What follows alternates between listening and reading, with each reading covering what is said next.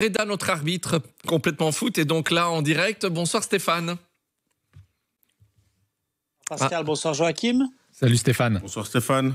On vous a pas entendu au début, mais on vous Bonsoir. entend très très bien pour la suite et c'est très bien. Je disais, on s'attendait finalement à un débriefing arbitrage court, très très court. À propos de longueur, juste un petit truc qui m'a fait tilter quand même hier, ça prend quand même énormément de temps pour un VAR check pour confirmer un but. Hier dans ce Standard Westerlo, Stéphane, ça prend trop de temps. Si je peux me permettre pour une fois de sortir de ma réserve, hier, je crois qu'à un moment donné, ça a demandé 4 à 5 minutes sur le premier but, une vérification. Et je suppose qu'il fallait vérifier une première ligne de hors-jeu, une deuxième. Et avez-vous une explication de la longueur de cette intervention et de ce VAR check, mon cher Stéphane? Je vous mets un peu dans l'embarras, on en a parlé en off là aussi, mais je sais que vous n'avez pas d'explication. Mais êtes-vous d'accord que ça prend un peu trop de temps? Il y a deux possibilités pour lesquelles ça prend trop de temps. Soit il y a un problème technique et il faut au minimum 4 points de repère, donc 4 caméras pour arriver à tracer. Donc il pourrait avoir ce problème. On l'a déjà vécu à Eupen cette saison. Ou alors il y a un manque de compétences, c'est un des deux. Donc il y a un problème technique ou un manque de compétences. Je ne sais pas ce qui s'est passé hier, mais ça ne sait être qu'une de ces deux choses-là. Une chose à ajouter sur la longueur de l'intervention du VAR, sur un VAR check après un but. Ça vous ennuie en tant qu'ancien joueur, Joachim, que ça prenne autant de temps ou pas? Les avis diffèrent là-dessus. On va pas refaire le débat de l'entièreté du VAR, mais sur la durée d'intervention pour valider un but. C'est embêtant, mais je pense que le VAR apporte tellement que je pense qu'on se doit d'accepter qu'il n'est pas encore totalement optimal. Je vais le dire comme ça. Mais très joliment dit, je trouve. mais c'est vrai que ça peut tuer l'esprit du match. Ça peut tuer l'intensité d'un match. Et ça, c'est dommage. Pascal, sur les VAR check, la durée variable, pas mieux. Qu'est-ce que vous voulez qu'on vous dise sur le VAR check? D'accord. Pas de commentaires. Peut-être qu'un jour, ça ira plus vite.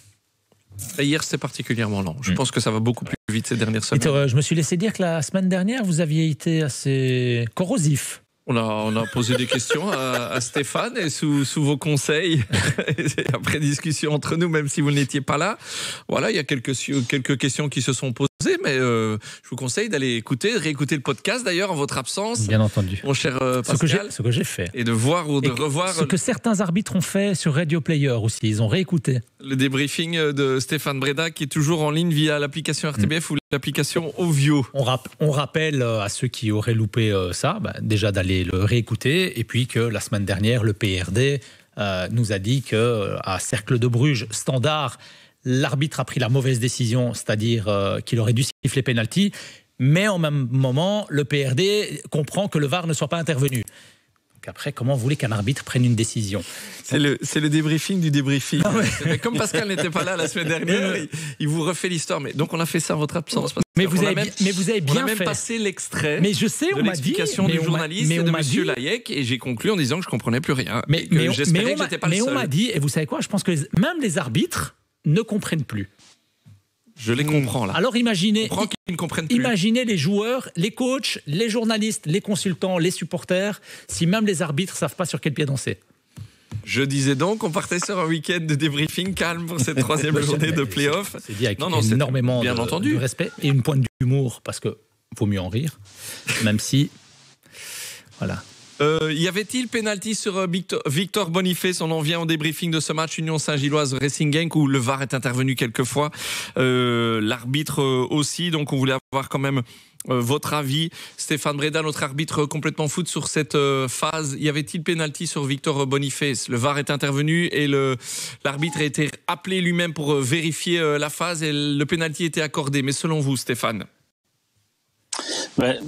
Très bonne décision du VAR, puisque l'arbitre avait pris la décision entre guillemets contraire de simulation. Je dois dire qu'à vitesse réelle, j'ai vraiment l'impression que l'attaquant de l'Union Saint-Gilloise se laisse tomber au moment où il est touché par le tacle, et avec le ralenti, on voit qu'il est d'abord touché par un contact du pied, et puis qu'il est touché une deuxième fois. Et donc là, le VAR a eu une très très bonne intervention, parce que j'étais totalement à vitesse réelle d'accord avec l'arbitre.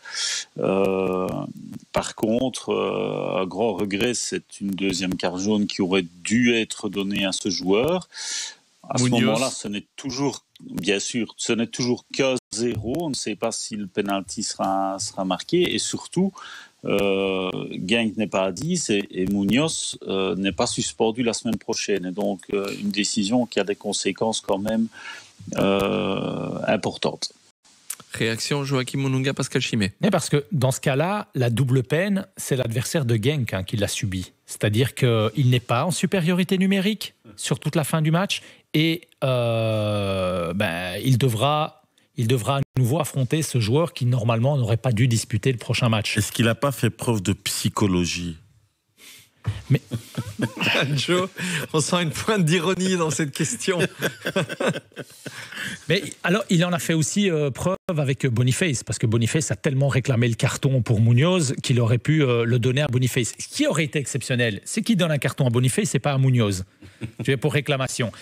Là aussi, alors oui, la psychologie, mais à un moment donné, tu peux comprendre peut-être en début de match, sur une maladresse. Là, il y a une claire occasion de but. Je ne sais pas, Stéphane, le règlement, il dit bien que s'il y a une claire occasion de but, il y a un carton jaune.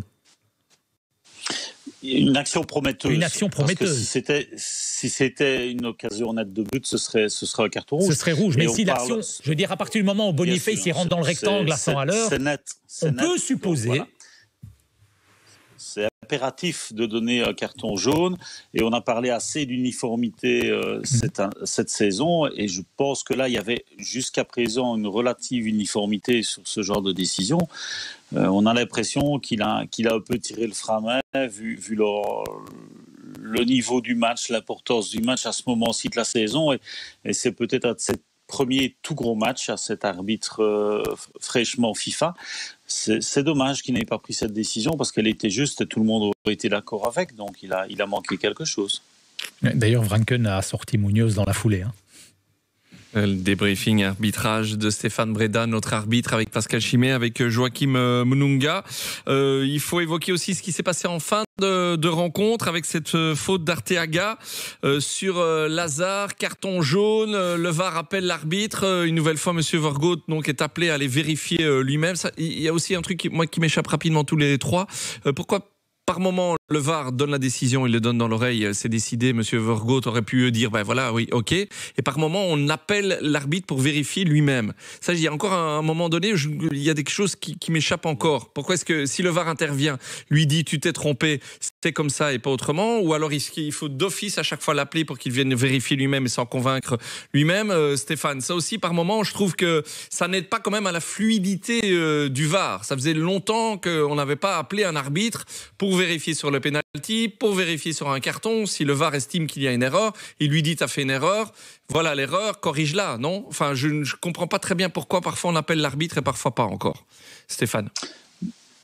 Théoriquement, on va l'appeler pour lui dire il semble que tu as commis une erreur, mais c'est évidemment l'arbitre qui a le dernier mot, et donc on va appeler l'arbitre pour qu'il visionne l'image, pour qu'il choisisse de changer ou pas sa décision. Le penalty, carte rouge ou pas carte rouge. En général, quand on ne l'appelle pas, c'est plutôt sur un hors-jeu, une balle sortie, ce genre de choses. Donc ici, on a eu raison de l'appeler, et M. Visser, pour moi, avait pris la bonne décision, parce que ce n'est pas la fin d'une action où on pourrait dire que le joueur est venu un peu trop vite et a télescopé ou ainsi de suite. Il y a vraiment un temps important entre le dégagement du défenseur et le coup qui est donné. Et pour moi, c'est un coup volontaire du joueur de Genk, et c'est une carte rouge sans aucune discussion possible. Ouais.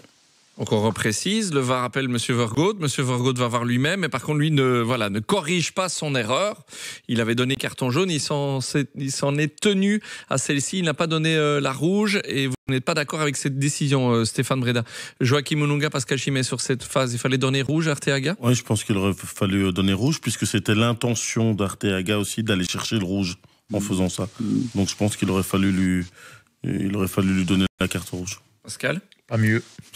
Mais d'un autre côté, qu'est-ce que je veux pas. Il a fait preuve de psychologie, peut-être. Je vais pas aller plus loin parce que. Mais c'est Jasper qui sifflait le match. Hein, oui, c'est Jasper Vergoot. Quand on l'appelle pourquoi à ce moment-là? Pour dire t'as donné une jaune, ça suffit pas. Il faut donner le VAR, a priori, estime que cette faute-là, elle vaut rouge. Est-ce que c'est pas de l'ego à un moment donné?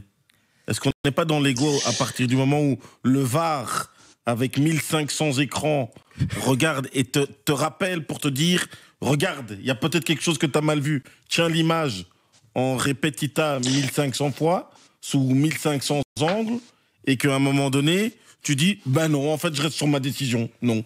Est-ce que c'est pas un moment de l'ego? Ben, écoute, je pense, dernièrement, j'ai été content de voir un arbitre de champ qui tenait tête au VAR, parce que parfois, j'ai l'impression qu'on les appelle aussi pour tout et pour rien, ou qui sont même peut-être concurrents l'un et l'autre. Je ne sais pas l'expliquer autrement. Ici, on te montre clairement une erreur manifeste. Je pense que c'est assez simple. Je pense qu'il a les qualités pour pouvoir juger ce genre de phase, puisqu'il est international. On le met dans un match pareil. Alors, bien entendu, tout le monde peut faire une erreur, c'est humain. Mais ici, je ne comprends pas. On lui donne sur un plateau et les images sont claires. Donc, il y a un vrai problème. Je ne sais pas pourquoi il a jugé ça comme ça. C'est difficile à expliquer, même parce que pour moi, la phase, elle est vraiment nette. Il y a un délai assez long entre le contact et la balle qui est dégagée. Et comme tu dis si bien, on a vraiment l'impression, c'est de la frustration, que le joueur vient demander sa carte rouge. Donc, c'est facile à donner. VAR Lorenz Visser, pour la précision. Oui, c'est ce que c'était. Oui, pardon. Voilà. C'était M. Vergoot au sifflet, M. Visser dans le VAR. Tout à fait. Est-ce qu'ils sont potes ou concurrents? Non, mais parce qu'à un moment donné, non, mais vous savez, c'est une discussion que j'ai eue avec des arbitres en disant, mais en off, alors ils veulent pas fatalement parce que la corporation doit. Ce qui reste dans le vestiaire, hein, le fameux adage, etc. Et donc, au niveau de la corporation, on essaie de se protéger, enfin pas de se protéger, mais en tout cas de maintenir une espèce d'unité.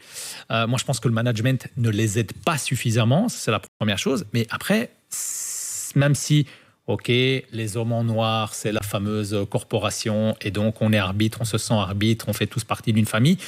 Moi, dans ma famille, il y a des gens que j'aime bien, il y a des gens que j'aime moins. Il y a des gens avec qui je partirai en vacances et des gens avec qui je ne partirai pas en vacances. Vous ne faites pas partie de ma famille. Je le savais. Humainement, c'est aussi comme ça. Je veux dire, à partir du moment où tu as un concurrent, où il y a quelqu'un que tu n'aimes pas ou que tu estimes qu'il est peut-être moins bon que toi dans le VAR et qui a une autre façon de voir le match, où toi, VAR, tu vois le match différemment, tu as des écrans, l'autre que tu as déjà appelé une première fois sur un penalty qu'il n'a pas vu, et puis que tu rappelles sur une phase d'interprétation. C'est un peu comme le fameux cas Chanak-Siké. C'est une question d'interprétation. Mais le VAR, il voit 50 fois que c'est penalty. 1500 fois de jouer à compter. Donc, est-ce qu'il n'y a pas aussi, là, une question d'ego? Oui, mais on est en droit de poser la question aussi. Il y a deux choix. Ou c'est de l'ego, ou selon la décision maintenue de Jasper Vergoot, eh ben, il l'a pas assez bien chopé. Il l'a pas bien chopé. Il aurait dû mieux le choper pour avoir une rouge. Mais l'intention y était, hein, c'est pas ça la Mais maintenant, il y a une chose que moi, j'estime primordiale, c'est que la décision finale, elle reste à l'arbitre de champ. Parce que ces dernières années, avec l'introduction du VAR, on l'a un peu désacralisé, ce rôle de l'arbitre de champ. Le grand patron, ça doit rester lui. On doit l'aider. Est-ce qu'on n'est pas dans mais s'il n'accepte pas l'aide, c'est ça. Est-ce qu'on n'est pas dans une certaine forme d'hypocrisie là-dedans? À partir de, on sait que c'est difficile et c'est pas humain de faire le match sans faute et de faire le même match qu'avec le VAR. Donc quand on le rappelle, c'est qu'il y a forcément quelque chose qui ne va pas. Et de lui laisser cette décision finale, est-ce qu'il n'y a pas une certaine forme d'hypocrisie en disant, allez, fais amende honorable, reconnais ton erreur devant tout le monde, mais dis-le. Je me pose la question, moi. Merci Stéphane Breda. Bonsoir. Vous voyez qu'on a quand même fait un long débat autour du VAR.